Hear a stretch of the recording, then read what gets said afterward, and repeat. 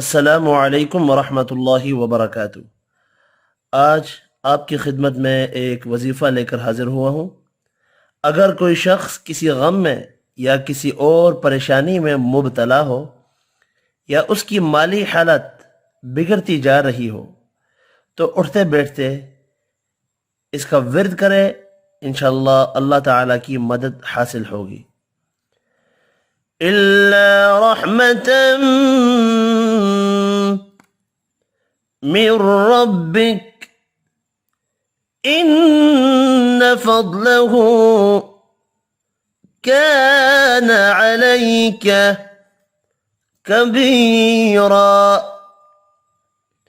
इल्ला रहमतन मिर रब्बिक इन्न फज़लहु कान अलैका कबीरा। कुरान मजीद पारा नंबर 15 सूरह बनी इसराइल की ये आयत है। आज के लिए इतने ही। अल्लाह हाफिज़।